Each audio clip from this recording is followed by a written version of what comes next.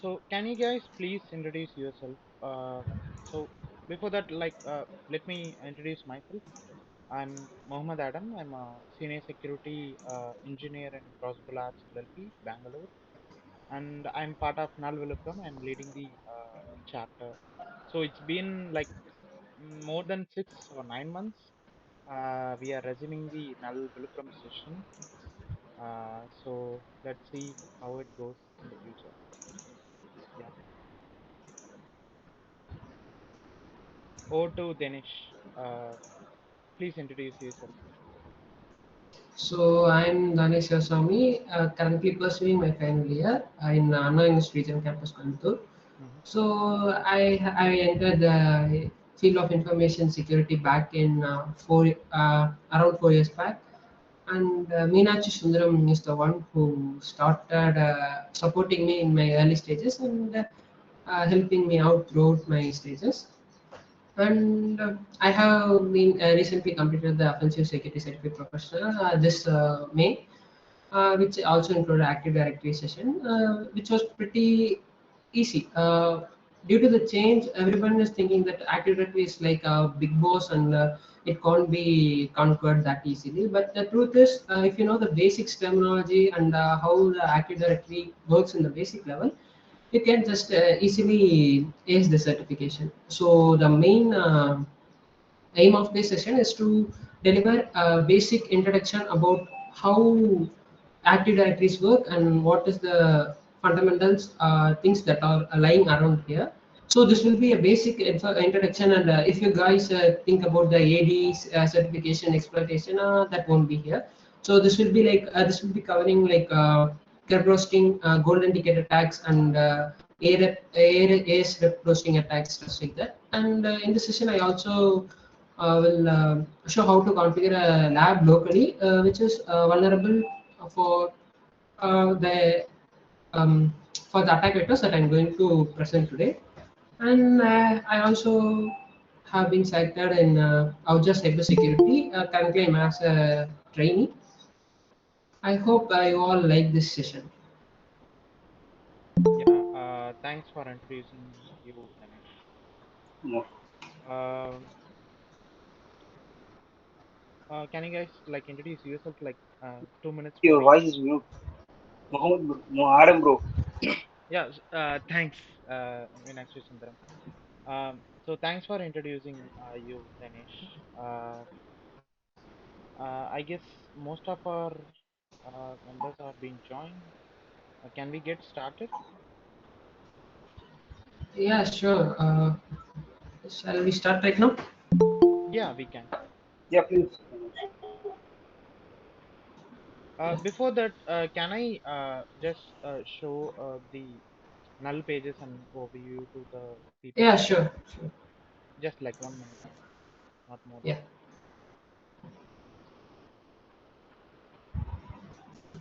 Please let me know once my screen is visible for you.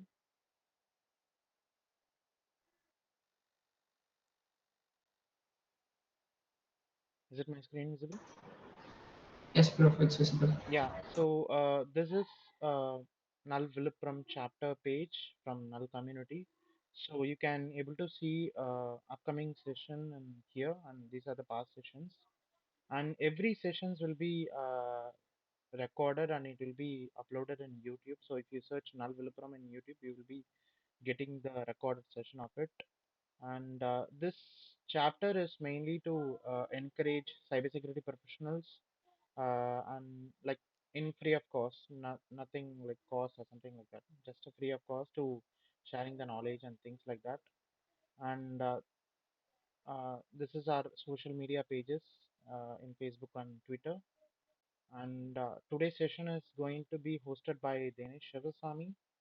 So he's a OACP certified professional, and he gonna take Active Directory fundamentals and common attack vectors. So over to Dhanesh.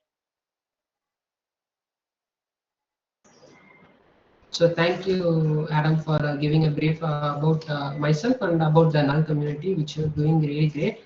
So it's actually a good initiative to create a chapter for Villupuram. which is actually a remote area, and you guys are doing pretty well, which I came to know about following your newsletters and posts from Facebook. I'm really astonished that you guys are doing stuff like this, and you're still keep doing it.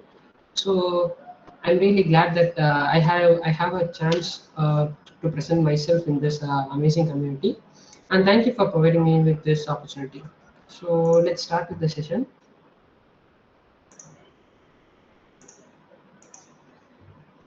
Yeah, is my screen visible? Yes, Danish. Yeah. So today we are going to take a look into Active Directory and its basics. The summary of this session will be like getting to know about Active Directory in its theoretical part, and we will be configuring a lab locally and attacking it with the theoretical part that we have gathered.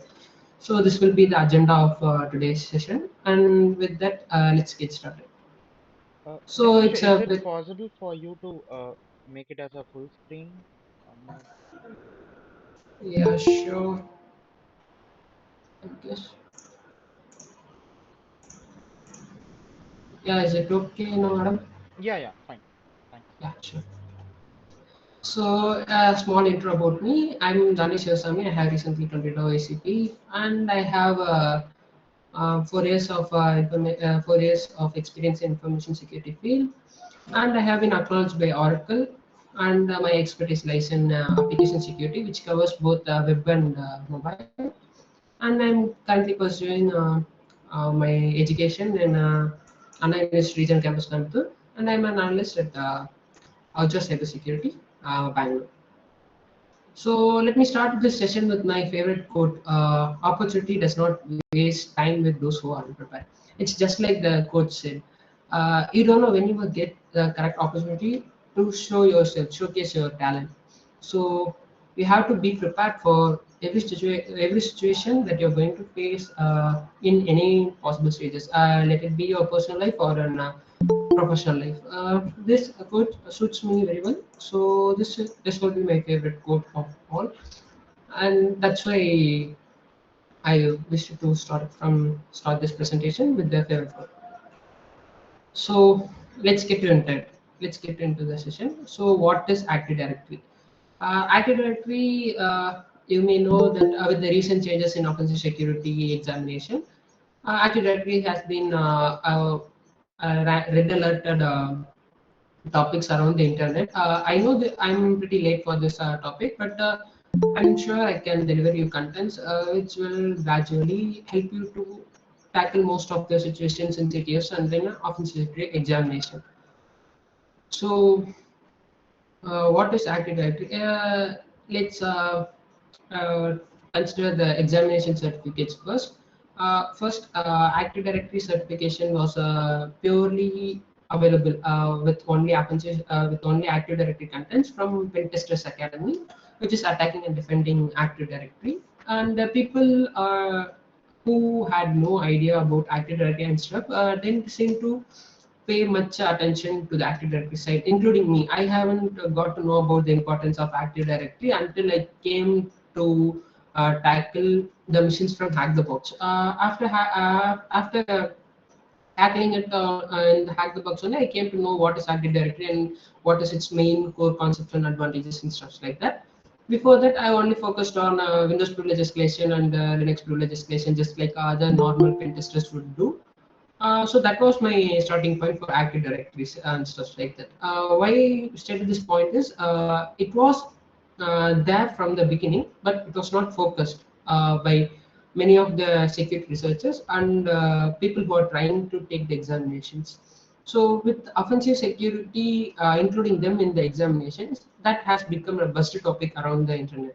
So today we are going to see that, and I hope I will be clearing your fear on Active Directory and stuff because Active Directory is considered to be the hottest topics of everything since the offensive security also stated that it will be a domain joint clients of 3 machines and we won't provide any partial points for if we won't provide any partial points for the AD set. So that adds extra fear. Sorry. So that adds extra fear to the concept of getting to know Active Directory, and people are stressing out with this new topic. So I hope at the end of the session you may be clear about what Active Directory and how simple it is to exploit it when you know about the basic working of it. So Active Directory. First of all, why is it Active Directory? What is the need of Active Directory? It basically eliminates the work, huge work for the administrators and IT system admins. It provides easy of access to everyone who's in the network. Let's say you're going to a company as an intern, and the company has and the organization has some files intended only for interns. Like only these files are intended for interns, and not any other files that may have employee details like that. And there will be some files that is only meant for employees, and only those files are meant for employees. The employee should not go and access file contents of managers or board of directors. So what basically it does is Active Directory manages everyone's permissions or ACLs, access control list, with a group policy setting. Group policy setting is basically available in every Windows machine. But if you had to configure in every Windows machine, it will be easy for an IT system admin to configure that in like 5 to 10 machines. It will be easy. But consider a big organization using hundreds and thousands of computers in their network. So it will be a huge time waste for the IT system admin, and it will be very tiring for him to configure everyone's permissions and stuff like that. What Active Directory basically does is it controls everyone with a centralized database. It creates a database with a set of permissions, like let's say a group. It will create a group, and if you assign the user to the group, he will have only their permissions for that computer, and the user can the IT admin can also configure that only this login can be done only from this machine and not from any other machines like that. So another advantage of AD is that whenever a user has his valid credentials, he can log in into any computer on his network. Like let's say I'm in computer number 5, and my friend is in computer number 4. So what I will do is whenever there's a lack of computers, let's say for example, or I'm in an urgency that I can't reach to my computer, the distance covering the distance, what I can do is I can just log into any of the computers which is connected to the network, which is connected in the AD network. So whenever I log in with my credentials, only my files will show up and not the actual owner of the system. So you can see the difference, right? I can log into any computer and make that computer as my computer. It will have each and every files that I have in my desktop shortcuts, each and every files that I have in my documents and folders, stuff like that. So I can basically take ownership of any computer with my credentials. So this actually is the huge side of Active Directory's advantage. So as I mentioned, it's everyone's in the network benefits the network administrator, and it is easy to audit, like what users have did what and such like that with PowerShell auditing and event logging systems. So it's also available in on-premises locally and in cloud, like Azure AD stuff like that. So just like I said, the use case is to organize for easy access and control of users. So just like I have previously mentioned that multiple users accessing across multiple systems. Like I can access my files from another system instead of my system, which was number 5. And if I can go to system number 30, and I can provide my credentials and access my contents which was in system number 5 in my system 32, in my system 30, system number 30. So, and for computers, if the IT system admin notes that this computer behaves differently, he can just cut off the uh, system from the Active Directory ADDS, Active Directory Domain Services, without even moving to the physical location of the computer. So that would basically avoid more major cyber attacks in its earlier stages, the earlier stages. The systems will be continuously monitored. So if there's any abnormalities identified, the system admin can simply isolate the system, isolate the compromised or doubtful system from the entire network, saving the rest of the network. So it will be another advantage of Active Directory. So just like I said, the group's information, interns, employees, managers, and board of directors. So they can have certain permissions configured by the system admin. These permissions are called as access control list (ACLs) based on the group policy. So let's discuss about the hierarchy of the Active Directory. So for the one, these are the four components of Active Directory: forest, domains, domain controllers, and organization units. So for the simplification purpose, I have mapped it to the real world scenarios. So consider the forest as college and the domains as departments.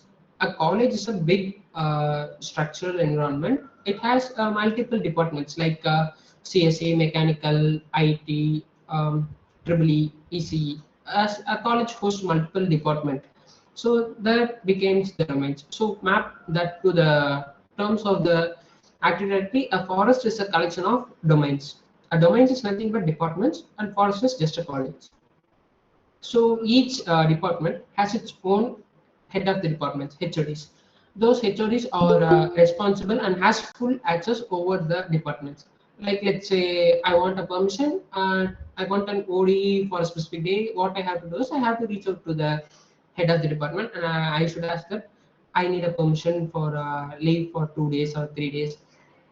Then only after the HOD accepts the only I can avail the information. Like he has the full authority, and if I do something miscellaneous, he can just separate me. Like he can just ban me from entering the college or department. Like he has total control. He can add new members. He can delete or remove new members, like stuff like that. So you get the idea, right? He has the total control over the department, not in the college but in the department. So that's what domain controllers do. So domain controllers have total access, like they know about the connected computers and its names and what are the users in it. Every information will be collected and will be having by the domain controller as a part of the domain. And organizational units. Organizational units lies in the least of the Active Directory hierarchy. Also, say your sorry, organization units are nothing but the staffs and students. Like the staffs may come and go, the students may join and relieve, and with a new year, new students will join, new staffs will be joining. So that's what organization units. Organization units are temporary part of Active Directory. So other than that, the forest domain and domain controllers are permanent. Like there can't be any changes. But in the organization units, there may be like if a student doesn't like this college or department, they can move to another department, or they can just leave the college. So those are the temporary stuff, and they have only a certain permissions. Like staffs can only have their control in a specific period. Like if a max teacher has his control only during the max period, and he cannot come and boss around during the chemistry period. And students have literally minimal access, like accessing the resources of the college, like water stations, canteens, restrooms, and libraries. These are the properties of the college, like properties of the college forest in the domain. So he can access that, but the students cannot go and access the library, which is only filled with triple E books. Like he cannot go and ask that I need to access this. He can't go and access it. So the organization units only have permissions on the resources which are available in the domain. So to summarize it, let me say once again. So forest is just a collection of domains, and each domain has its own domain controller, and the domain controller has a total authority or control over the domain. And the organization units are the least in the hierarchical structure, and the organization units are temporary items in the domain, temporary items or materials in the domain. What organization units can do is they can access the resources which are available in the domains in the forest, but cannot have full authority. Like I need to remove stuff, I need to add stuff. Those lies in the hands of the domain controller. So this will be the basic Active Directory hierarchy, not basics. Totally, the Active Directory hierarchy will be like this: forest, domains, domain controllers, and organization units. So that's what I mentioned here, and this is a physical representation of the domains. So this will be a forest. Like this is a forest root domain core, uh, and this is one domain. This division 2 is another domain, and division 3 is another domain. So these divisions have multiple, what can I say, multiple organization units inside them. Like, or how can I say, this IT team might have help desk and IT hardware support and IT software support and stuff like that. They come under the organization units of the domain. So before attacking Active Directories, we need to know the basic authentication protocol that the AD follows. Active Directory uses Kerberos protocol, which is port 88 for the authentication purpose. So Active Directory uh, configuration authentication is just three sets of back and forth requests. So the what let's consider this laptop, which is standing alone as the organization unit. So what the organization unit is will first request the TGT, which is ticket granting ticket. Like he should show that he's the part of the group and he needs to access to something and he is a valid person to us. That's what the first request will do. Don't worry, I will explain this in the college format, like how it will be how it will be granting the permissions with the real world scenario, which we have already been used and we already have been done. So first is requesting TGT, and after that the TGT is verified. The domain controller will say, okay, you can ask anything in return, that like with the session key. So in the third request, what the standalone organization unit, like here the system which is alone is organization unit. What the organization unit will ask this, I need request to this, and will provide the auth. This auth contains the response of the second request. The response of the second request contains the TGT and the session key. So that will be provided with accessing the session. So what the domain controller will do is, again it will verify is the receiver contents are correct, and it will provide me with, and it will provide the organization unit with the ticket and the session key. Then with that ticket, the organization unit will access the resource and it will be available back and forth. So this will be the basic authentication, Kerberos authentication, which we are going to deal with in most of the Active Directory infrastructure. So for the vague concept, just it's just what I said, just back and forth of request and response. So the response here will be of ticket contents. So this is what will be happening in the Active Directory authentication methods. So to summarize it, let me say this in or in a real world example, like including colleges and stuff.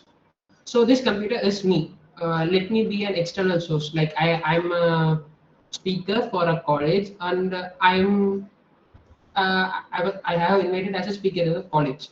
So what I can do is, this is the domain control is the HOD. What I will do is, I will first request my TGT, that I will provide my LinkedIn profiles and my ID card as proof of my student, that I am an student, that I will provide stuff like that. That contents will be mapped to the user's username and password in the Active Directory. Once the username password is correct, the domain controller will give a session. So that will be after HOD verifying that I'm a valid person to give a speech, and I'm also a college student. After verifying that, he will say, the HOD will say that, okay, you are allowed to perform here, like that.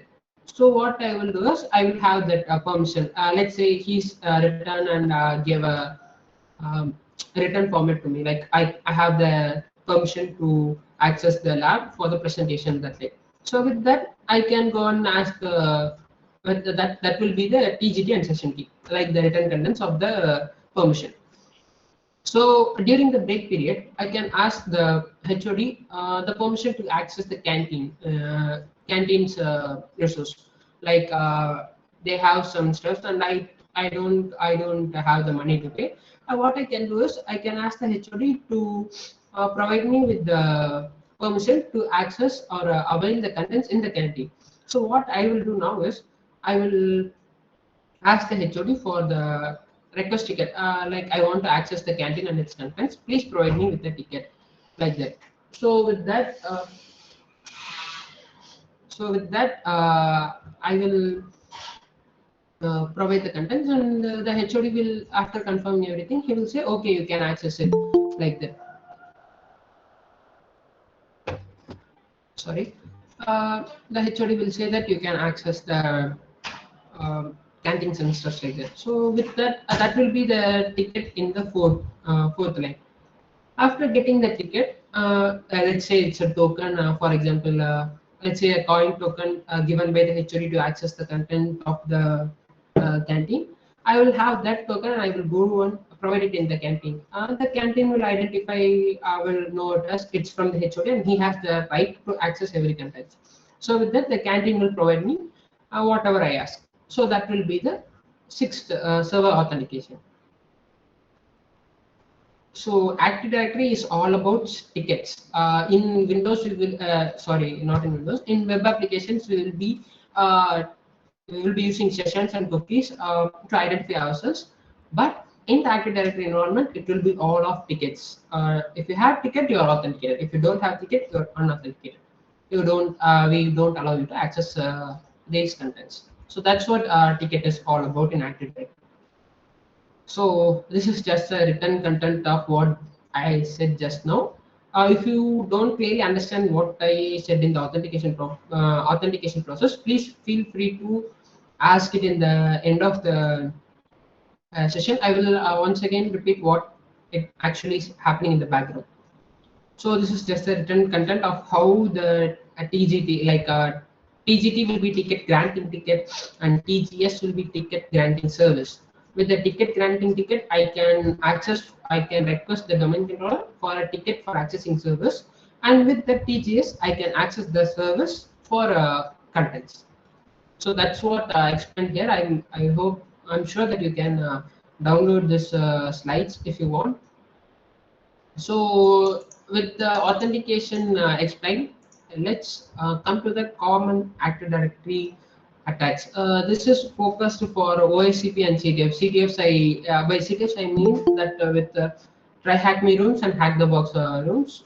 And for OSCP, it's just mentioned uh, cover like CUD roasting and AS roasting, stuff like that. I actually for considering OSCP, you have to exploit any web based and then only you have to move forward. But here I'm just explaining about how you can go after appending a shell. So these will be the most common active not most common, most basic and common active attacking types like AS rep roasting and curve roasting and silver and golden ticket attacks. So to summarize AS rep roasting, it occurs during the first two stages of authentication mechanism, like in number 1 and 2. So in number 1, what the organization unit or the part of the domain will do is it will take the timestamp of the current time.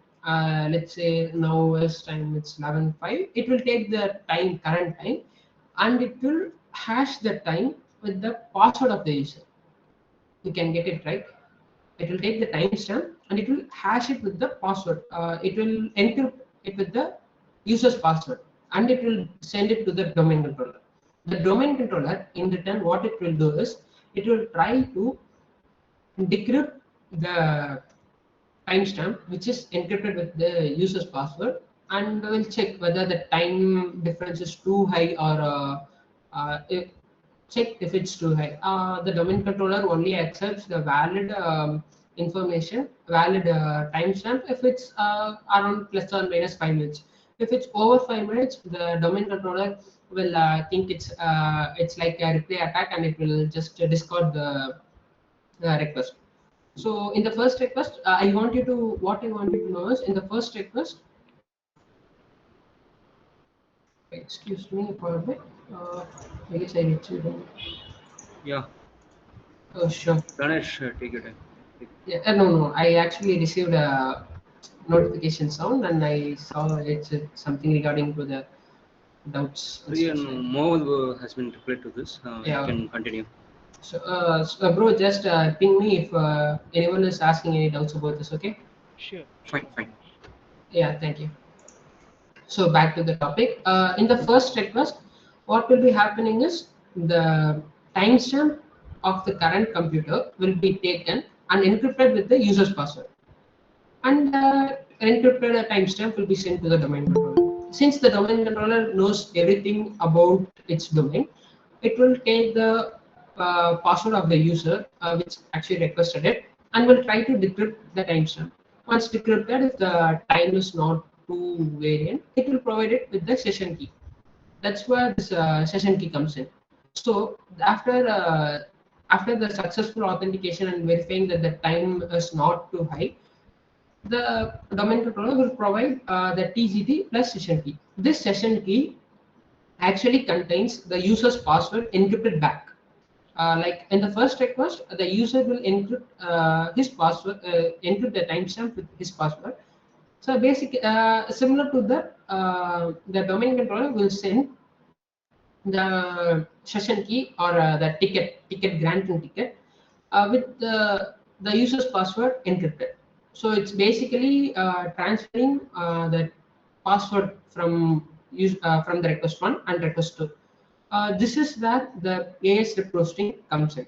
Whenever an account is configured, this actually is called as Kerberos pre-authentication. This first two is called Kerberos pre-authentication mechanism. Like before accessing requesting for tickets, you need to authenticate via the Kerberos like that. So that's what Kerberos pre-authentication is. So AS rep roasting lies in the Kerberos pre-authentication mechanism, where an account is configured with don't require Kerberos pre-authentication for this user, like that.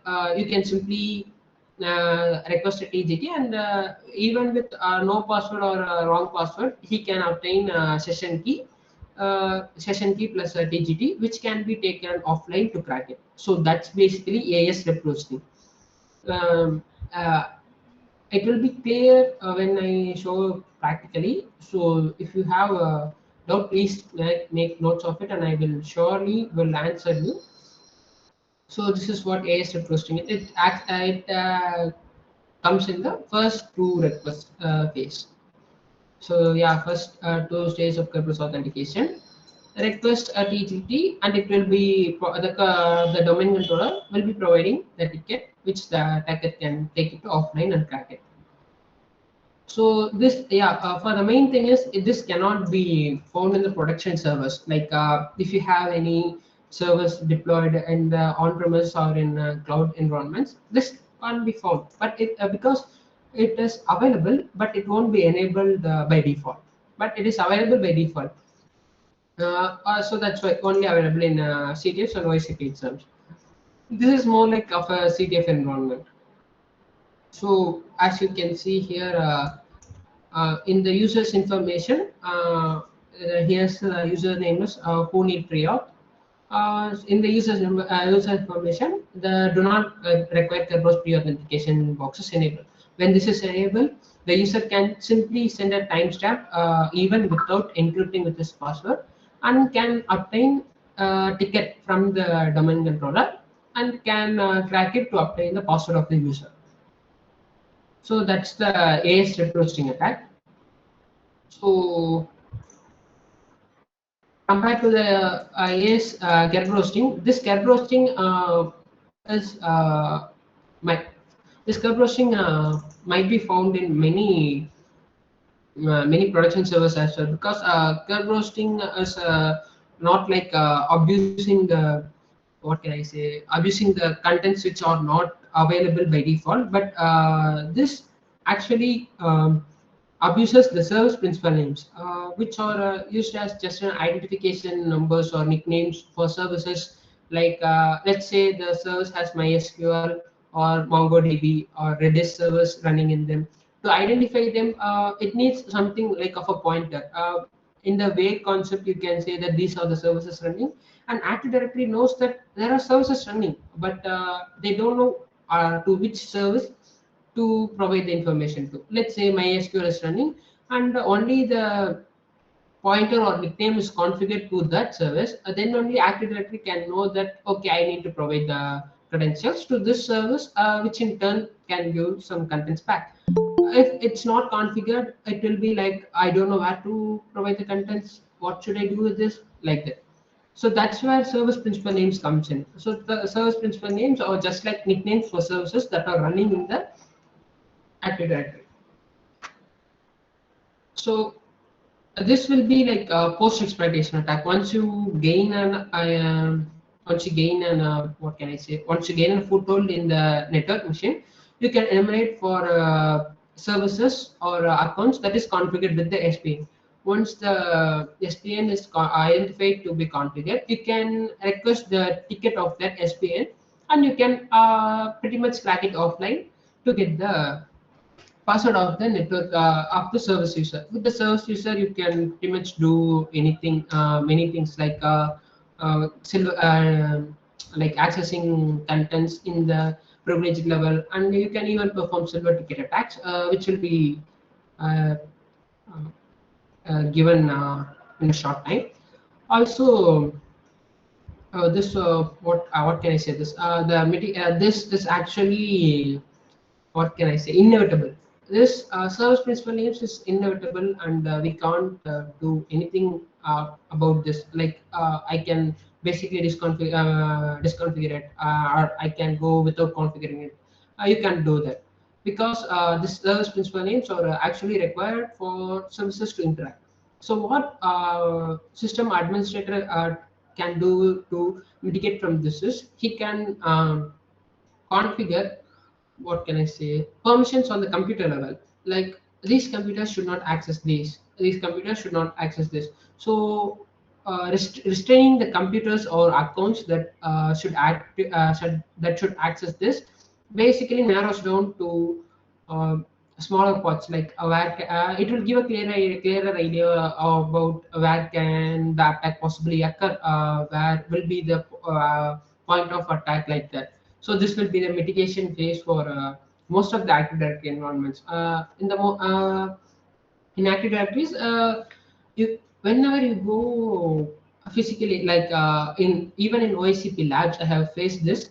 Uh, there will be machines configured, uh, lab machines configured with machine configurations. Like he should not access the domain information. You will be a part of the domain, but you cannot request the domain controller to provide you information. Let's say you have an user like okay, let's say Jacob. You have a user named Jacob. He's part of the domain, but you cannot access the informations of net user for such domain because there will be a restriction on the computer itself. Like he should not access, or the user or the computer should not be able to get information from the domain controller. Like that, it will be configured. So that will be a possible mitigation for most of the Active Directory attacks, which also include this club roasting. So for club Dhanesh, roast, sorry yeah, to interrupt you. So I have a few queries related to Kerber hosting attack. yeah. So can you please tell me, so this is a pre pre-exploitation or post-exploitation attack? Second one Uh, is like how do we detect this attack and how to mitigate this attack? Like exploit and mitigation, those things. Yeah, so this will be a post-exploitation attack, I have already stated that this will be enumerated only after you have initial access to the machine. By means of, let's say, for this incentives, you will be having like for AS roasting and anonymous logons and stuff like that. But in OSCP, what I have faced is the initial path will be from the web. The initial access will pretty much vary from mission to mission, but the attack phases and the exploitation methods are similar. Uh, I will be explaining about how to identify the Kerberos accounts, and let me just continue. Shall I continue, or do you have still doubts? No, you can Uh, carry on, Ganesh. Dhanesh, Yeah. will you show it in lab? Yeah, Is I will the configure the lab in the end of the session. Like I have my virtual machine ready. okay? Fine. I will configure it from the first. Okay, fine. Thank you. Thank you. Yeah. So this is how you can identify or you can know that there is an service name principal configured in the GUI level, and this command will pretty much give you like which user has like if it will take the user of Jon Snow and it will create the service principal name for the Jon Snow as the HTTP the vault server. So this will be configuring the how can I say the composable accounts like service principal names. Uh, for the identification stuff, we can use power up or bloodhound, which I will showcase later in the session. So tickets, ticket attacks, basically golden ticket and silver ticket attacks. So the most popular attacks and most dangerous attacks. I'm pretty sure that everyone has seen Willy Wonka and the Chocolate Factory, where the Willy Wonka, the how can I say him? How can I describe him? The owner of the chocolate factory will be inserting chocolate golden tickets in his chocolate pouch and will be spreading across the country. Those who have the tickets will have a special permission to visit the Wonka chocolate factory, and at the end he will provide the access of the um, whole factory for the person who had a golden ticket. So uh, that is the summaries of the movie Willy Wonka and the Chocolate Factory. Same like that, here comes the golden ticket attacks and silver ticket attack. If an attacker managed to successfully compromise a domain controller, and successfully able to craft a golden ticket attack with mimic ads. What he can do is he can log into the mission or the domain controller whenever he wants, even if the administrative password is changed or twice or thrice. He can, that doesn't matter to him, since he has the golden ticket. He can just walk into the domain whenever he wants and have the total control over the domain. That's what a golden ticket attack is. And concerned to the silver ticket attack, he will be applying a ticket from the service account, and he can log into the service whenever he want in the domain. And but he will be restricted to only to the actions that the service account is able to do. Compared to golden ticket, silver ticket attacks have a low rate of access, but it can both the attacks can pretty much damage the company for sure, and it will be helping in CTFs a much greater extent. So golden ticket attacks are forged with the KRBTGT account hash. Whenever you create an Active Directory environment, there will be an account named KRBTGT, which is configured by the domain itself, like the Active Directory itself, and the password is not known to the user at the starting. So once the attacker is able to generate a ticket from the KRPTGT hash, it doesn't matter if the system admin changes the administrator's password or everyone's password. It doesn't matter, since the KRPTGT account is available in the domain, and its hash is his hash and its password is not known to the system administrator. He can't even change the KBTGT's password. So what the attacker can do is he can just say I have a golden ticket and it has the hash of KBTGT, and the domain controller will just allow it. Okay, sure, you have the golden ticket and you can pass through that line. So you can get the idea, like right, golden ticket. If you get it, it's game over. It's the OP of the Active Directory. Once you are able to obtain the golden ticket, you can walk into the domain controller whenever you want, wherever you want. It won't have any restrictions and stuff like that. So this will be the command to obtaining the golden ticket. And at last, I will be sharing the contents, like where have I found everything and stuff like that. What are the resources that I have used to prepare for the Handson security examination and aced it. So this will be the golden ticket. It will be created with the KRBTGT accounts hash. And considering for the silver ticket attacks, it will be forged with the service accounts hash. Each the MPLM hashes of the service account, like let's say MySQL service, Redis, MongoDB service, and whatever the services that can be configured to the domain. It will be taking that users that services hash and will forge a ticket, silver ticket, and with that silver ticket, the user can log in to the service and pretty much do what the services can do, pretty much enumerate everything from the network, and can even obtain a new way to compromise the domain controller. So that will be the theoretical part. Is there any doubts in the theoretical part? Yes, Dinesh. So I have a question. Uh, Yeah. so what is the difference between golden ticket and silver ticket? Like both look similar, kind of persistent C only in AD. Yeah, it's just a it's a persistent attack. What the difference is that golden ticket attack uses the hash of the KRB account, which is configured by the Active Directory itself, and it has no and the administrator of the Active Directory has no control over it. Like he doesn't know the password, he can't make any changes to the passwords and stuff like that. Okay. But with that hash, the attacker with the golden ticket, he can pretty much own the domain. Like he can act as a domain controller and query what are the users in that stuff. What can let's say he has total control over the domain with the golden ticket attack. So that's the basic part. And in the silver ticket attacks, which is forward with the hashes of the service accounts, he has access to the domain, but not as a whole. Like he can't still be able to make create accounts and stuff like that. But with the golden ticket attack, he can impersonate the privileges like the domain controller.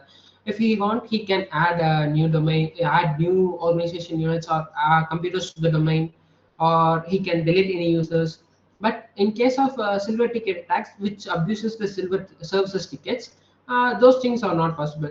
The attacker will be constrained to the permissions what the service is able to access. So major difference will be accessing the ACL. Basically, the ACL will be the major difference in both the cases in golden and silver ticket attacks. Okay, Dinesh. Uh, Before starting the hands-on lab, so anybody have any queries? Yeah, Adam. So one question, Dhanesh. So Yes. what happens if it's actually compromised? What's the next step? Uh, so on successful compromise, I'm considering on successful compromise of the domain controller, right? Yeah. Once the domain controller is successfully compromised, the attacker will go for a persistent of the let's say he is able to obtain the domain controller's account as a DC001's account, and what he will do is just query all the hashes of the users and computers that is present in the domain. With even with that a basic attack, he can log into any computer at his will, until the admin decides to change the password of the compromised accounts, or So else. is it, Dhanesh, is there a way to get back the control from them? I mean, let's say there's a golden ticket. Yeah, I mean, that's where the golden ticket comes in place. so The once it's attack, gone, so once it's yeah, gone, it's completely compromised. yeah. Once it's completely compromised. Like if you have the actually the golden ticket is generated from the hash of the KRBTGT account, which is default for every Active Directory instance. Like if that's a domain controller, there will sure be a KRBTGT account, which takes care of the we saw the three back and forth requests in the authentication, right? Hmm. So it will be taken care by the KRB TGT account. Once that account is compromised and the attacker is able to obtain the golden ticket, he can walk in whenever he want in the domain. Like he will have the complete domain control. So let's just say there is a one golden ticket. So can we actually, we can also, let's just say I'm an authentic user, the admin. So can I Okay. create a hash once more and use that hash to remove the other hash? Sorry, I didn't clearly get you. So let's just say I'm an authentic user. The once the golden ticket hash is created, so it's all depending on that hash, right? Yeah, but okay, for creating the what can I say? For creating the KRBTG account, you want the password hash for the domain. What is it? KRBTGT account. So Okay, even so if for a it's normal user, yeah. basically more of a misconfiguration from the admin part. No, it can't be said as a misconfiguration. If you have a domain controller access, you can pretty much access everything from the domain, right? Huh? So what the attacker will do is he will request for the stored or available credentials in the domain, available hashes in the domain. The domain controller will simply give you everything because you are the domain controller and you are requesting it. So there won't be any, let's say, consider this as a root in the Linux machines. So if you ask anything in the Debian systems as root, it will simply provide you. It won't ask you for anything. Like let's say you are a normal user in the Debian system and you ask for the contents of shadow file. It asks you for permission, right? Hmm. You need pseudo privilege. But whenever you access the shadow contents with the root user, it won't be asking any credentials. It will just provide you everything. Okay.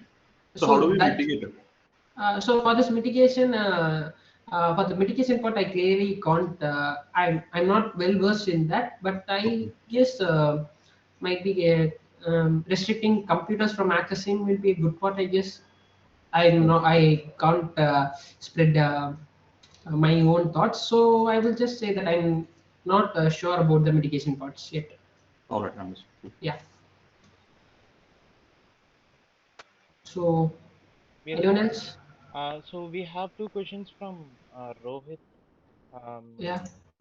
so he's telling like, so for the AD exploitation, we need to have a initial foothold, then we need to have a higher privilege in a system, then only we can able to exploit these kind of Kerber hosting attack or Yeah. Yeah. DDoS Sure. attack, right? Yeah. We need to have a higher privilege, like administrator privilege in the No, not like that. Not like that, Rohit. The initial, let me break down your question. For the initial access, it may differ. Like you may get an shell in the system from via web exploitations or from the let's say if you take the sauna machine from hack the box, the password will be lying around in the description of the user, which will be enumerated via LDAP anonymous login. So there's pretty much many ways, like LDAP anonymous logins is one of the ways, and as I mentioned that AS reposting is one of the ways, and what can I say that and enumerating users and password spraying is one of the ways. There's pretty much many ways to obtain initial foothold. And once obtaining the initial foothold, you will be having the access as a domain user, not as domain admin. Get it clearly. You will be having the access as a domain user. Means that you will be part of the network. Being a part of the network, you can request or query like contents, what is available here, what are available here, that like you can query the domain and stuff like that. But the possible mitigation for this will be like controlling implementing ACLs on the mentioned computer or the account. Like you can configure like this account should not perform like net user domain, he should not obtain the information of that. That will be a possible mitigation. So you don't need like administrative privilege to access everything. Even with the basic domain user, you can access or query the network. Okay then. So am I able to clear your doubt, or did There I is one more lose track? question. Yeah. Is it more of an insider attack? Not like an insider attack, but an insider can also try to attack this. No, Okay. it's not totally an insider attack. That's what I said. Initial access is like varies from time to time and place to place, like web, anonymous logins, and stuff like that. But once you get into the machine, you will be also becoming internal user. No, you will be access having the credentials of the user, which is already pre-configured in the system. Yeah, correct. Yeah, So this will be like a post, like after gaining the shell, like Yeah. lateral movement. So yes, then. So it will be Yeah, kind of a insider attack only because we are part of the network and part of the domain, right? So from that access only we are doing this kind of AD related stuff, like AD related attacks. yeah, okay. In other words, like in some companies, they are naming it as assumed breach assessment. So it is part of service which many companies offers. Yeah, I have heard of the zero trust policy, stuff like that. Yeah, yeah. Yeah, yeah, Christopher, yeah, Chris Johnson. It's like insider attack. all right, okay. Thanks, Sunil. Yeah, sure. Is there any doubts from anyone? Rohit, am I able to clear your doubt, or did I lose track of your doubt? I guess, yeah. Um, Yeah, sure. Thank you. Okay, shall we go ahead and configure the lab locally? yes, Dinesh, please carry on. Yeah.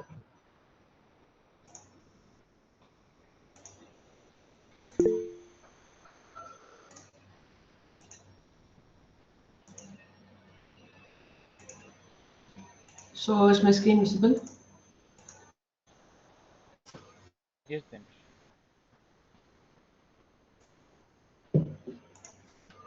So first, let me create a virtual machine. This is usually the normal steps that we'll be doing every now and then. So right now we'll be using server 2016.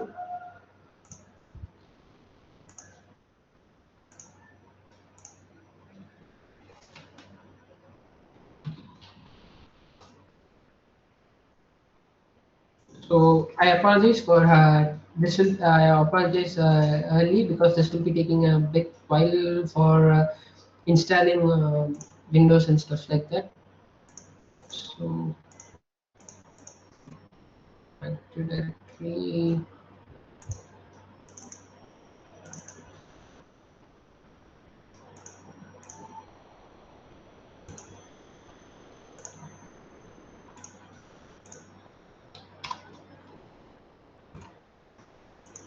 Adam, bro.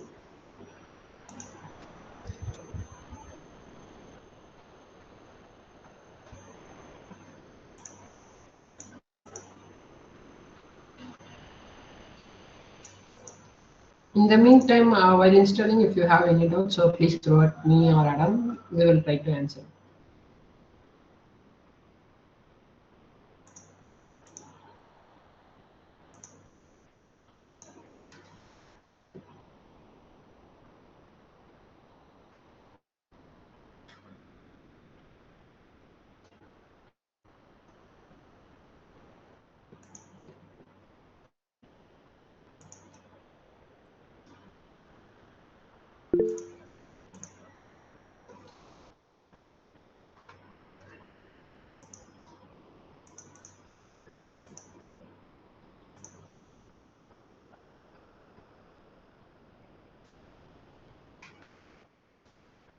So Dinesh, so you are using Windows 2000, like Server 2009, or It's server 2016. okay, Uh, so the 19, the difference between 19 and 16 is basically heavily relying on the UI. Most of that, what can I say? Most of the functionalities are same, just the UI and some features are different in 2019 versus 16. Knowledge in CRTP, we have to compromise the 2019 server, right? Uh, yeah, I guess I actually don't know about the CRTP since I haven't taken it yet. Okay, okay, okay. Yeah. So in the meantime, let me just show you the contents that I have used for preparing Active Directory. Knowledge. So everything can be found in my blog, which is dhanesh0707.jitpig.io. Okay. So the resources will be the famous fuzzy security for Windows privilege escalation and Aditya Nake's blog. I'm pretty sure most of the people will know him because his blogs are lying around the LinkedIn and the internet for a while now. Even though he completed it back 2 3 years ago, and this Strong Courageous blog is actually, I found it really awesome. Like it showcases every enumeration path for every services, which I liked, and I also included in the resources section.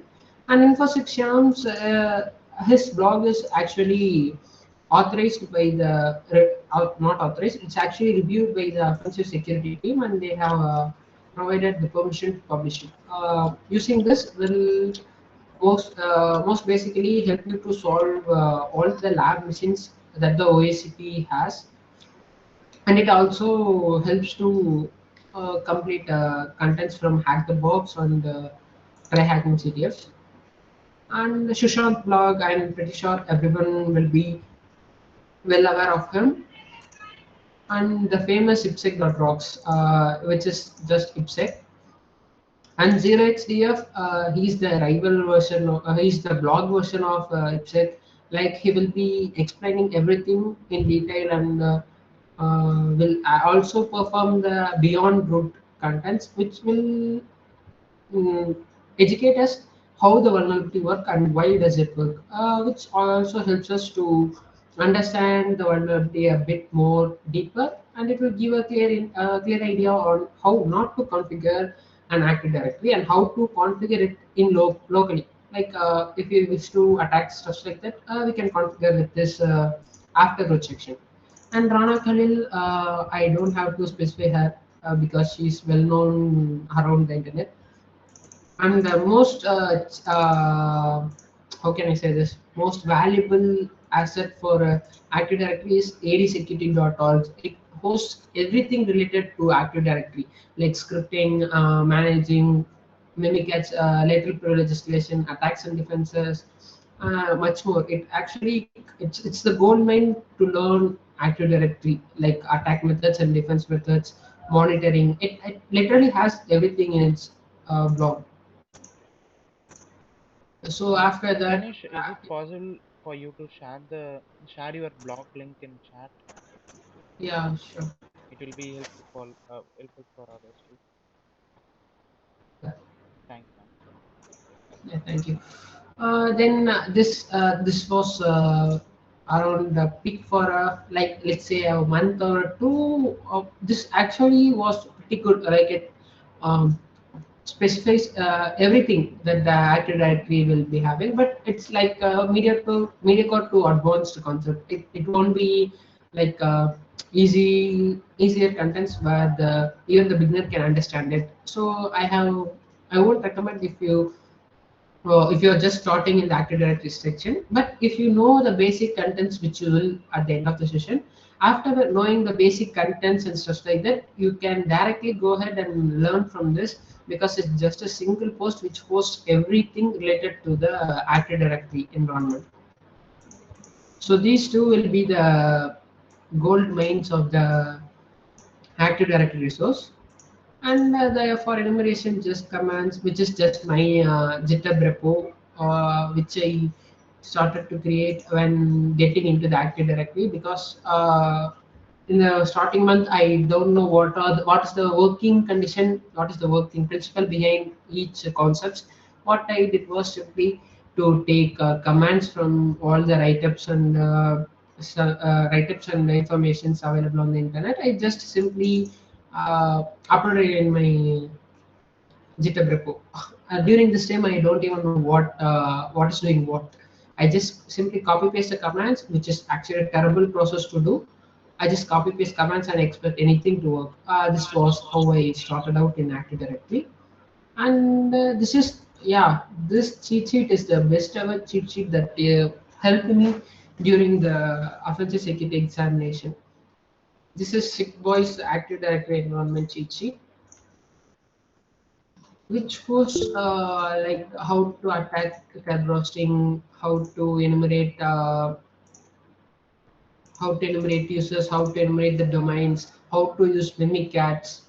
It literally contains everything. So I would recommend this blog for anyone, even for the beginners to advanced persons. And Active Directory enumeration medium blog, I haven't gone through this much. And Merchant is Merchant's blog is really good. He will be covering like how the Kerberos works and how to attack it from Windows, Linux, and Kerberosing. And the advanced concept also comes here, like delegation attacks, constrained and unconstrained, and stuff like that. So if you really want to get started into Active Directory, like you don't know what are the basic stuffs working around here, what are the basic terminologies working around here, you could just start with VB Scrub's playlist. What VB Scrub has done, who VB Scrub is. Let me give an intro about who VB Scrub is. VB Scrub is actually hack the box staff who creates Windows machines. Like he will be mostly creating machines regarding Active Directory, like the Monteverdi and I guess Sauna. I guess I'm not so sure. Like that, he has been created. So VBScript also describes also helps the CTF players who don't even know what Active Directory is to get to know about the basic terminologies and concepts around the Active Directory. Actually, this he was the main source of point to start my enrollment in Active Directory. So as well as the well-known website who releases hack the box write-ups every week. Yeah, so let me just provide a password. 234. So now let me finish the resources first. And if you have a hell lot of time, you can just go ahead and see John Hammond's throwback video, which is like 7 hours and 7 hours in two parts. It will cover around 13 to 14 hours total. And these are the labs to practice Active Directory for free and for paid. I have mentioned it here. So let's go back to the domain which we have configured locally. So the administrator password, let's get into the machine.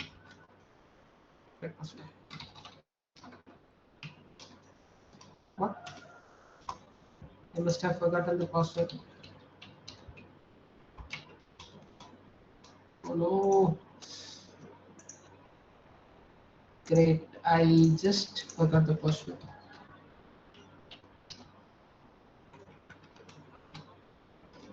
Hi.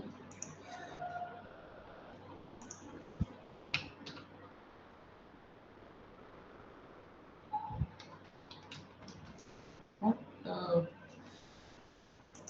Just give me a minute.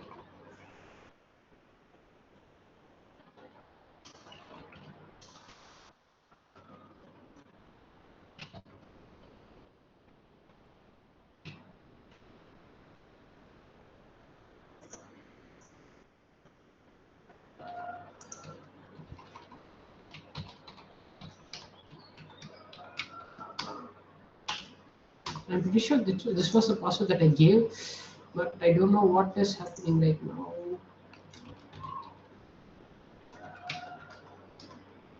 Okay, great. I guess I simply have to create once again. No issue, Dhanesh. Like, what we can do is like, mm, you can even do a series of session on AD thing. because Mm. like this will be a beginner session just to give a um, Yeah, is it okay if I give a intro on try hack me room by using a try hack me room? yeah, anything is fine Yeah, okay, because sure. in triac me room like we can able to easily start any mission, Yeah, so yeah, you yeah, can yeah. take Sorry any for beginner the friendly mission, so no issues. yeah, sorry for the inconvenience that I missed up. Sorry. Fine, it happens for all. Yeah.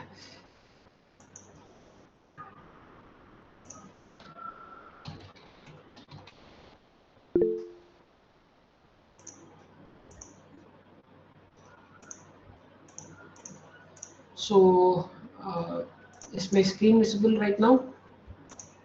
Yep. Yeah, Dhanesh. Yeah.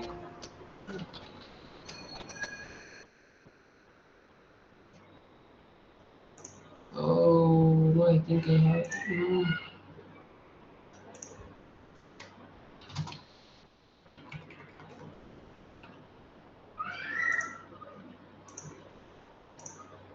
Okay, I will take the lab which I mentioned here, which is the attack directory. So login.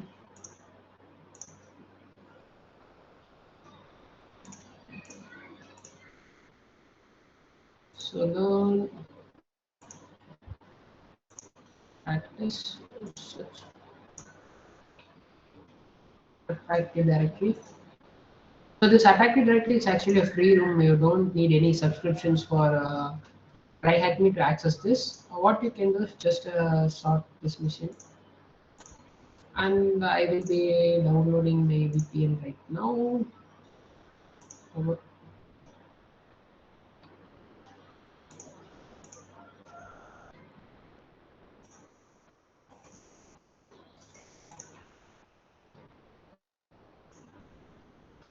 Hmm, yeah.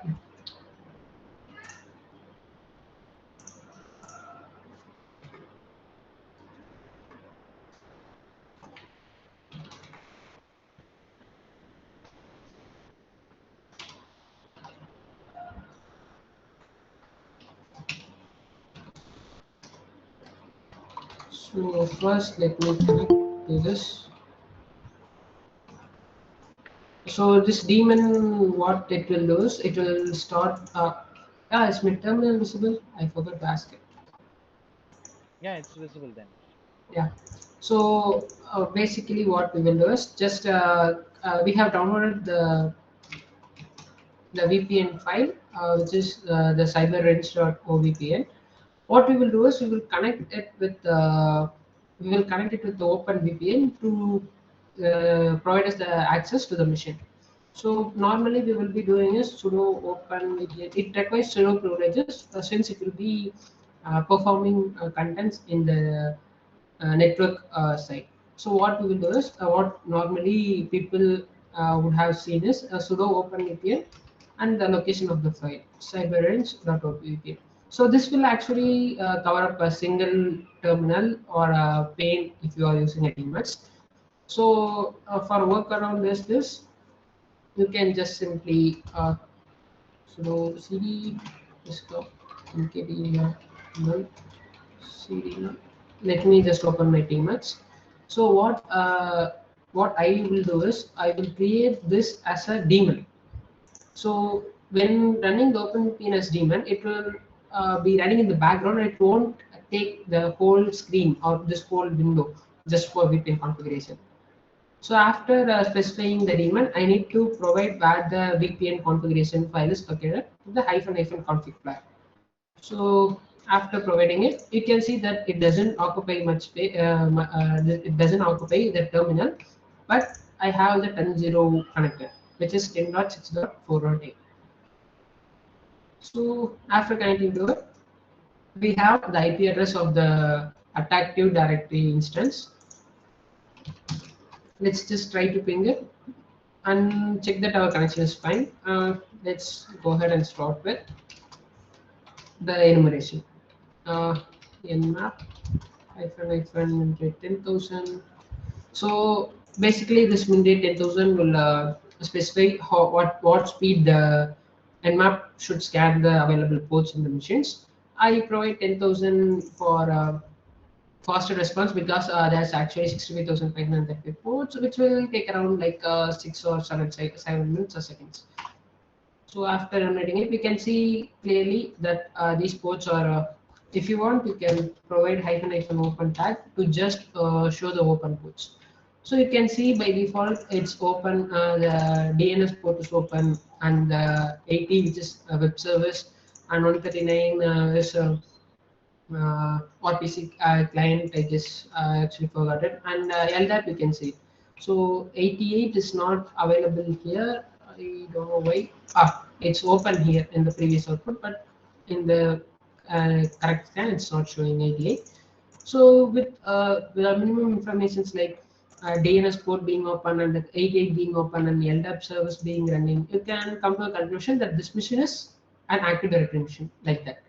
So with the information we have, okay, I will run once again. Yeah, now you can see that the port 88 is open and 135 is RPC, 139 assembly stuff's open. Okay, so we can go ahead and perform this magic, which is just cats the CC. I have aliased the CC to cat. So it gets the port and it grabs for open, which is this contents.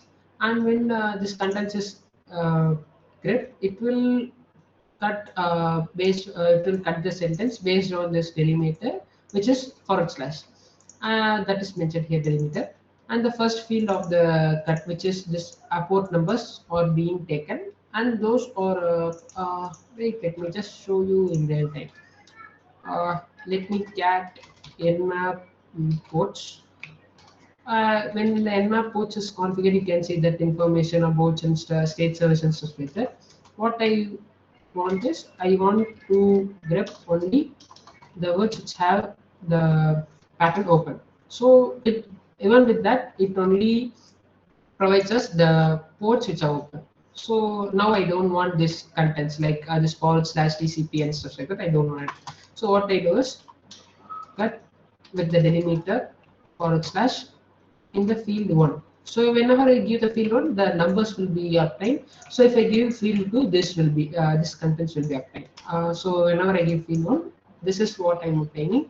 So whenever I give field 2, the rest of the contents from the grep output is what I'm obtaining.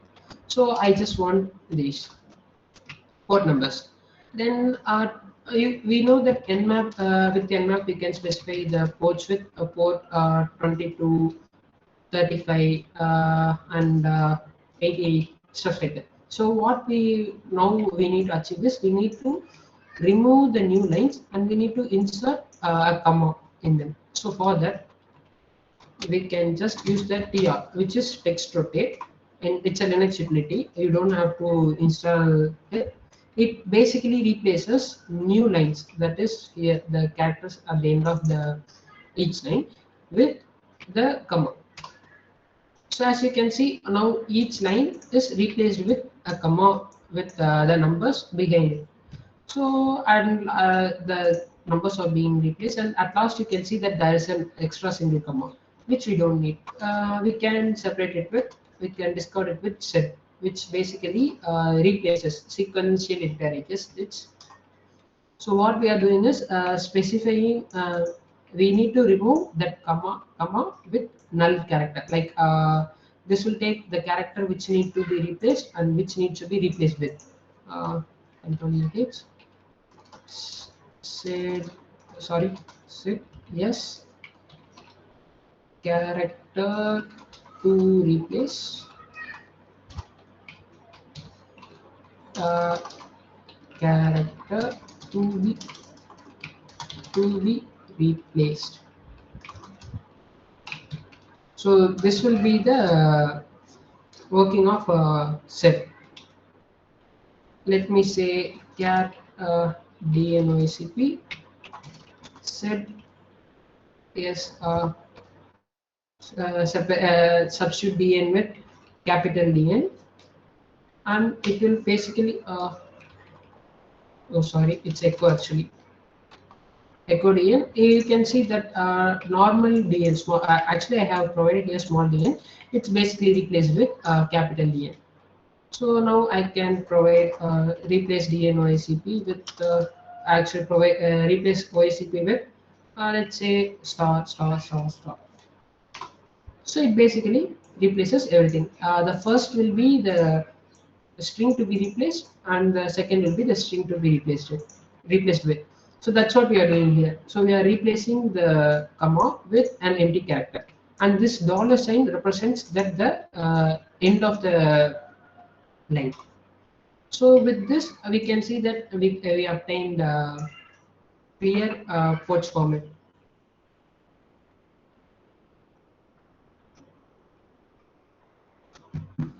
So with this, that's what we are doing here. With the bash expansions, we are performing it, and the IP is specified here, and the output is what can I say? Attack new directory, and we can see that the enumeration goes on. Since we have the assembly ports open, let's go and take a shortcut on enumeration. I will be using CME for this enumeration. CME assembly, and I will be providing user as null user and password as no password.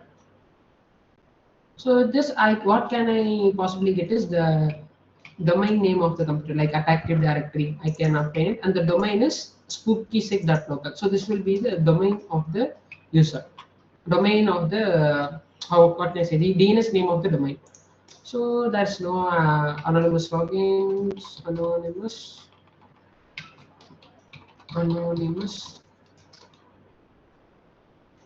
Let's see, anonymous login is enabled. Anonymous login is not enabled. Any guest guest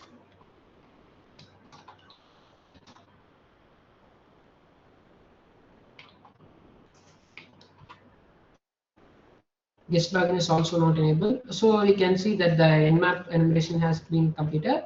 You can see that the domains spookysec.local is enumerated, which we have with a shortcut with CME. So this basically gives us the information that we want, like care process being used and stuff like that. So basically, SMB has no path. Let us try RPC client for any null authentication users. With this, we can enumerate any possible usernames and stuff like that. Use username is specified as none, and no login is required. So there are certain commands for enumerating users. Let's just use enum dom users, which basically provides us the domain users, and we get access denied. So this is also not a potential path. Okay, what I plan to do is I will be configuring RPC client vulnerably in my local machine, and I thought of showcasing it to you, but unfortunately I messed up. Once again, sorry for that. So this will be a potential. This could be a potential path, but it isn't. So let's go with LDAP search. LDAP search. Bind. I guess what was it? I guess it's Cascade. Cascade 0xdf.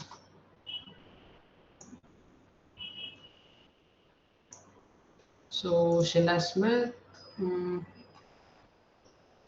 Yeah, this is what I have told that anonymous binds. LDAP search h. For this port, it will be h LDAP.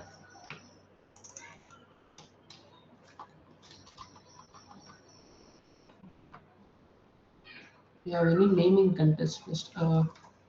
X yes is naming context.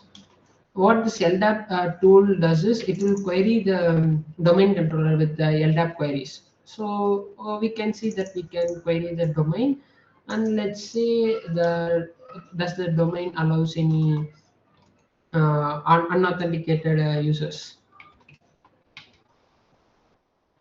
So it does not. It seems Yeah, so it does not allow bind null authentication. It requires a complete authentication. So that's what these are the possible ways that I will be going whenever I face a Active Directory environment. So here we have the Kerberos, which is actually my go-to tool during the Kerberos attacks. Like, considering this box, they have already provided us with the usernames and password list file, which we will be using for a password spraying and obtaining the valid credentials. So we'll be using that. Mm. So wget this users and wget this password file. So right now we have the users and password list, but considering hack the box and OICP labs, we won't be having it. What you will be doing is you will enumerate the possible users that you can find in the web pages, or what I did in RPC clients or LDAP search. You can enumerate users from there also. With that, you will be identifying who are the valid users in the domain with Kerberos. Let me see, do I have Kerberos? Yeah, I have Kerberos. With Kerberos, I can use the user enum. I can help. You can see that Kerberos allows the user to perform these following steps. What we are actually interested in is this user enum. This user enum actually requests the domain for valid users, and it will provide it to us. So we will be using Kerberos user enum, and the flags will be like the DC is, we know that the DC is a spooky sig.local, but we haven't configured it yet. So sudo va hc hosts, what is the IP selection, just spooky sig.local. Let me correct.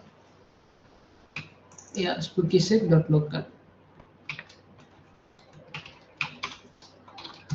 Okay, yeah, configured correctly. So the domain, yeah, it's actually the domain string will be spookysec.local, and we can provide help if you want. We can see it requires flags and username word list. The domain is the username is the flag that we provide, and we need to provide a user list, which is userlist.text. uh, Please domain controller. So it seems it requires a domain controller, which is just the IP of the machine. And after providing it, we can see at first we can see that James have been enumerated. James and SVC admin also has been enumerated. Let's take a note of this. What? Okay.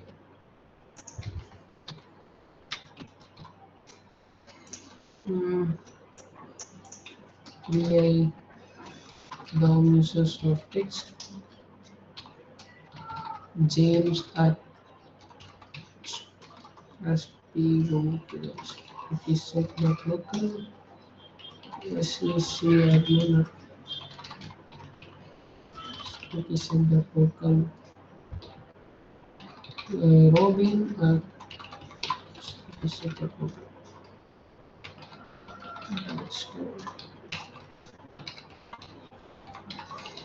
so considering Windows, it treats case sensitive differently other than Linux machines.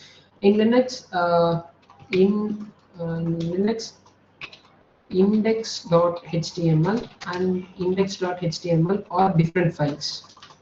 But in Windows, both have the same meaning. Like, it won't consider what is the user, what is the string capitalization and stuff like that. It just provides it just treats everything as the same. So that's why you have James and James, two hits. So this James will be interpreted as the small James. So we also have administrator spooky.local and paradox at spookyset.local and backup at spookyset.local. So with this, let the Kerberos be emulating more users. Let's go ahead and perform stuff like attacking the Active Directory. So for the initial phase, I have mentioned that AS reposting occurs where during the first phase, where the user is requesting the TGT and the server responding with the TGT and the session key. So that's what we will be doing right now. So for that we will be using in packets get NP users, which is I can't really remember its name. It's this is what we'll be using for AS reposting. So for get NP users, let's take a look at what it has. So it will provide us an output file, and the output format can be specified, and it asks for a user file and no pos k and DCIP IP address. So what we can do is in packet get NP address. So it asks a DC, which is DCIP, which is an IP address, and for users file, which is a dom users.txt, which we typed out right now. Users files or users file. Okay, sure. Then we will be requesting it with request, and output file is np users.txt. And for the target, you need to specify the domain, and you need to specify a forward slash because that's how the script is configured. Without the trailing forward slash, the script won't be executing properly. So we know that the domain name is cookiesec.local and forward slash spoky. I guess I get it correct. Okay, cookiesec.local. So let's just check for enumeration. Wrong remember. Plus, do we have anything np users.txt? We don't have any. Cookiesec.local. I don't know whether I did it right or wrong. It should be showing like not so for future use. Does my clock skew wrong? What is it? Clock skews 0. Okay. Sometimes the AS reposting won't work because if the clock skew is too high. Because that's what I said in the first. That's what happens in the first authentication methods. The timestamp of the current machine will be hashed and sent. But right now it's not providing me with any. Let me see. So we will be getting as what is it? We will be getting hash for the SVC user. Do we have SVC user? Cat dom users.txt. Yeah, we have SVC admin. So in packet we get NP users. DCIP is the IP of the domain. Users dom file. Oh, I haven't specified the what. It asks for domain in. No, it just asks for target. What did I do wrong? Let me see.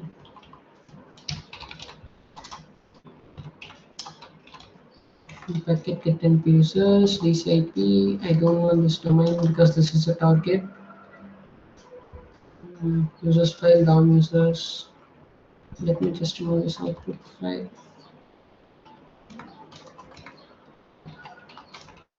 Get down users.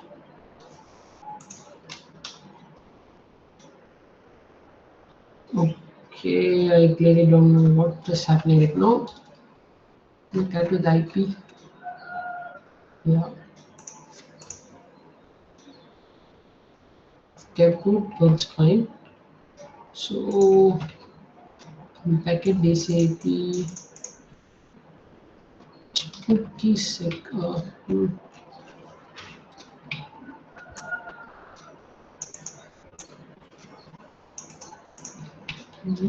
Which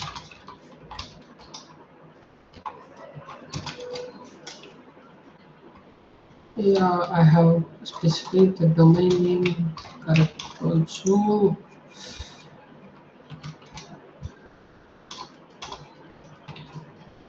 Domain name should be specified, so domain name should have this. Yeah, I think I messed up with the domain name, or I don't know what I did wrong.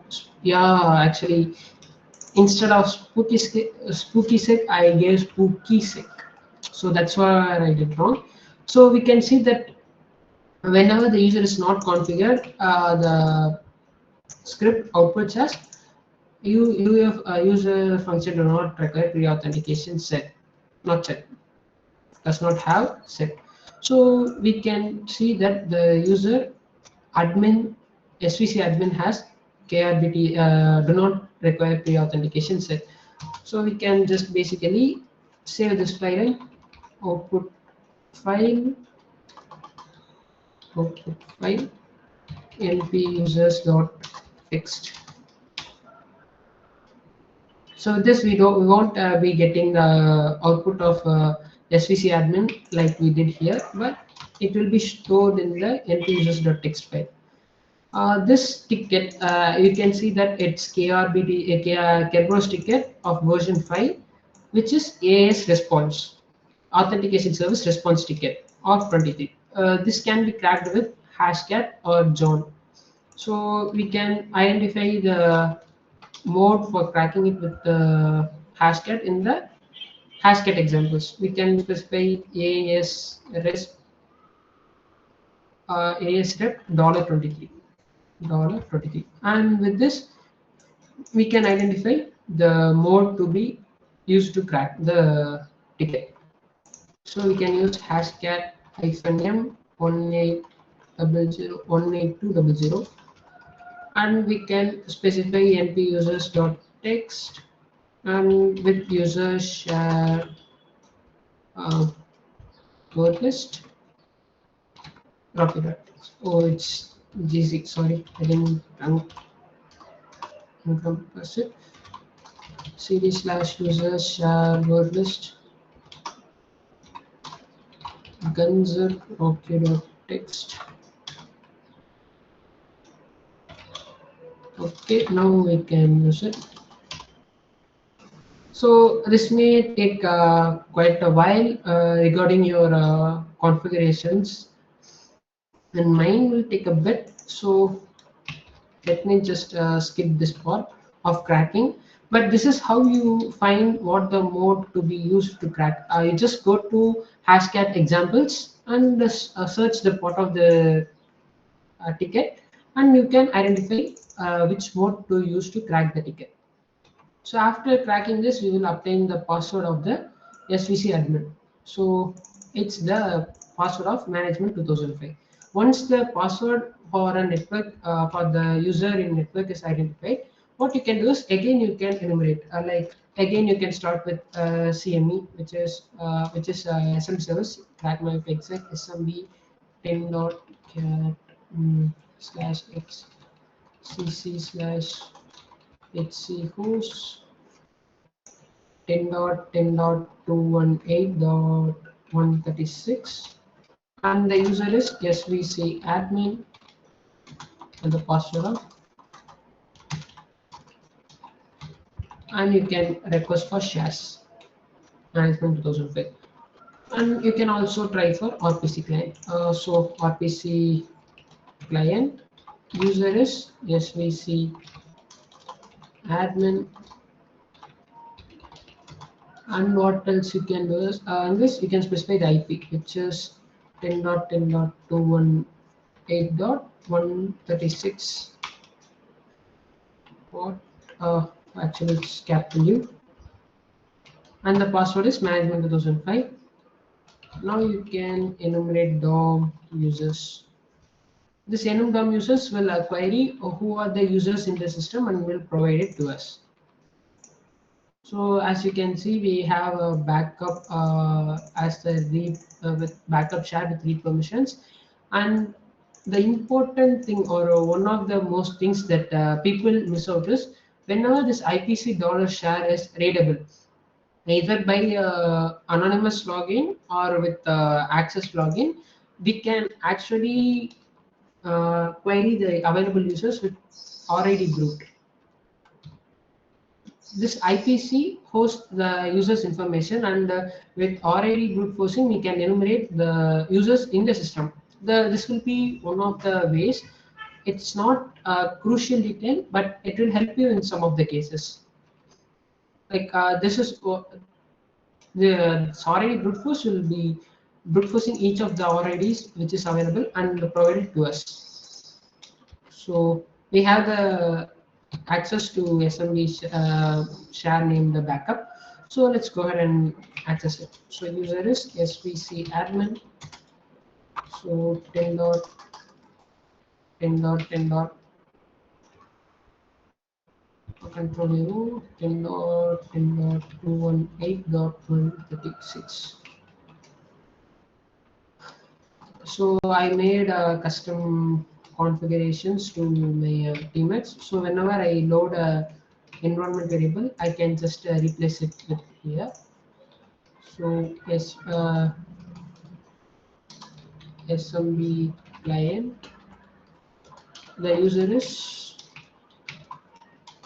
SVC admin, and the location is backup. And the password is management 2005, which can be obtained by cracking. Yeah, Hashcat just cracked it, and you can see the password is management 2005. So we are logged into the SMB client.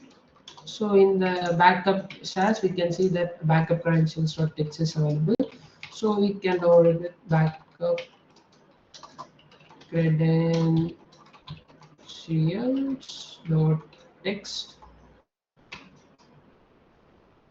So it's obtained now, and we can see that the backup credentials is available in our local system.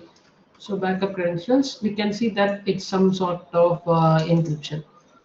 By with basic identification, I can come to a conclusion that it's based some encryption. But if you really want to know the exact encryption, or you don't know how to find it, you can always go to CyberChef. CyberChef is an online hash analyzing service which automatically provides us. Like this is a base 64 encoding, and we have the password of the backup user, which is backup 251 stuff like that. So again, we can enumerate stuff, enumerate this once again, like providing in the what can I say SMB to say if we have any access and stuff like that. So it will be backup user, and the password is backup 213. So I will be using shares. Do we have any shares? This will be one of the initial tools to enumerate available users, and to identify really who are the users that are active with Kerberoot. So this is what I wanted to showcase you first.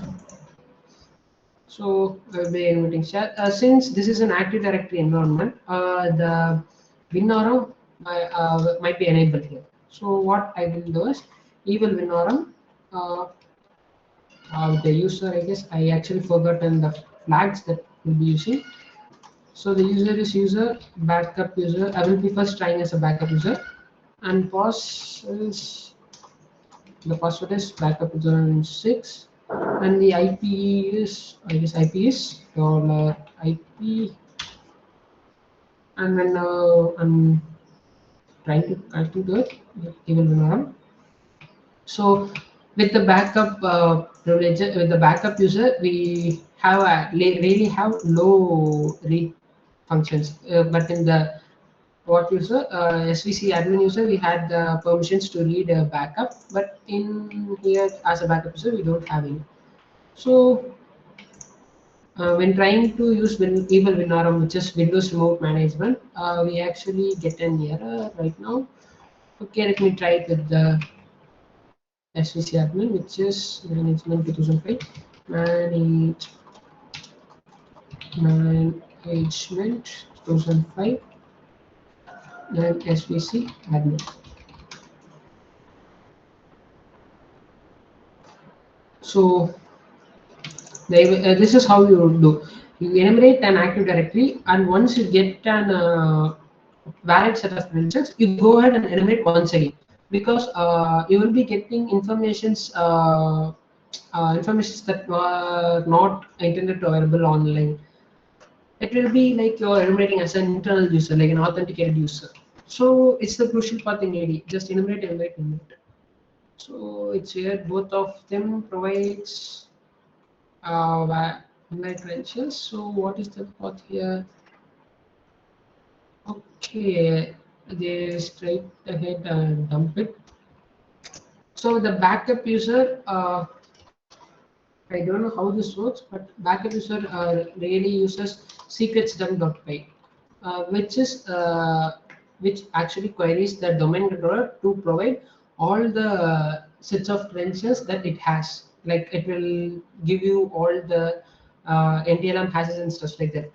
This lab doesn't seem to be good because it directly went from enumeration to privileges in the domain with backup account. I wish I could show it in real time, but I'm sorry that I couldn't deliver it fully. Let me arrange a new session with Adam if possible, and I will clearly tell how to configure systems locally and take the account to the advanced section.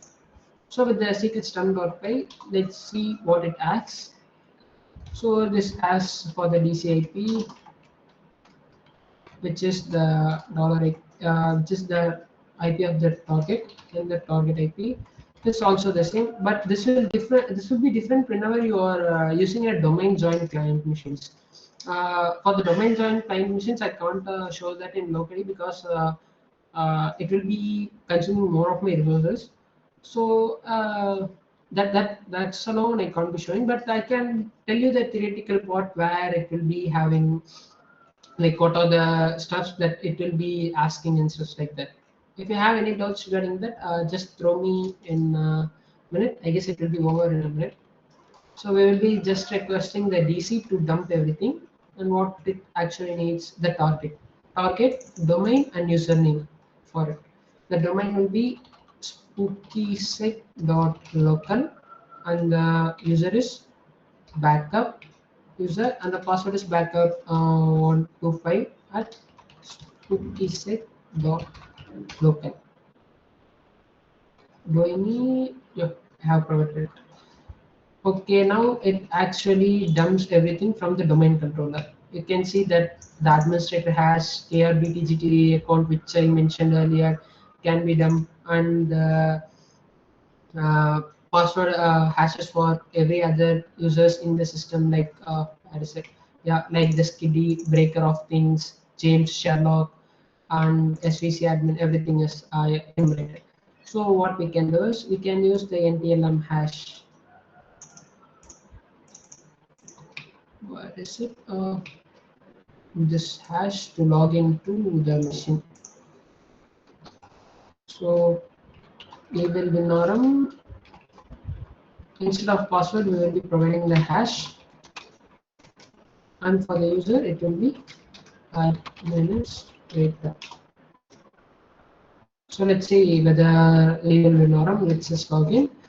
If the Evil Winorum doesn't let us log in, we will be using Impacted's PSX. What's it? PS5. PSX. Is it PSX? Yeah, sure. Yeah, PSX. Yeah.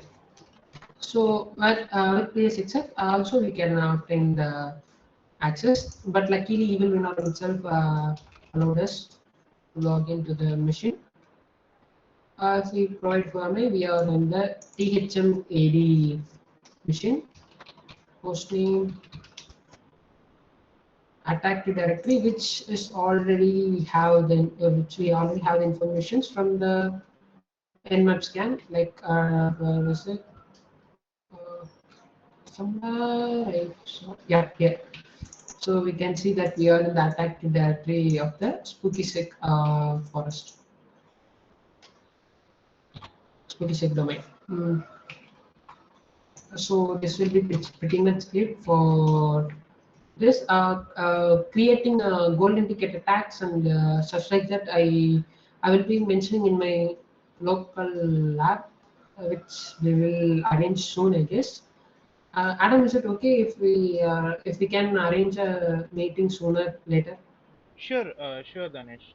Yeah. What we can do is we can arrange a series of session on AD attack techniques, um, Okay. and we can do it as a separate session. Yeah, okay, sure.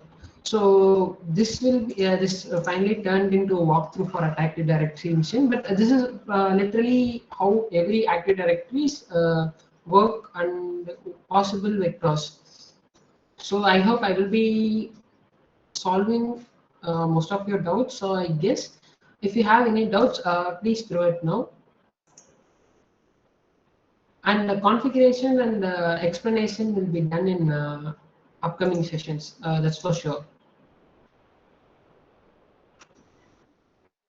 So if you have any doubts, Jim, Jim, throw no, Jim. I guess.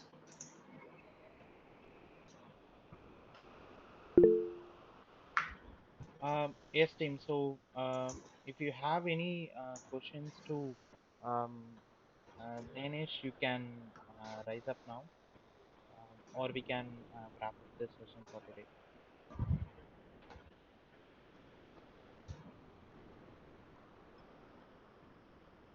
And just to give a heads up, we will be having a upcoming session on June 19th on Linux binary exploitation by Ajay Suresh. So you can get a notification, like you can see in the null community page, or I can also share the link of it, so you can join for the upcoming sessions too. And thank you so much, Dinesh. It was a wonderful session from the beginning of scratch, AD and AD hierarchy, and how to the common AD attacks we have seen, and the walkthrough of attactive directory. It was like very nice for, like, it's a beginner friendly session, and we will see in upcoming sessions too. Thank you so much, Yeah. Dinesh, for Thank being here. you. Thank you so much, Adam, for providing me with this opportunity. Yeah, thanks, Chris, and thanks, Thank you, team. Rajkumar, Rohit, for staying back in the session. Bye, guys. See you in upcoming sessions. Thank you, team. Thank you for providing me with this opportunity. And I thank Rohit, Johnson, and Rajkumar for staying this long. Thank you so much. Yeah, bye, guys. Yeah. Bye.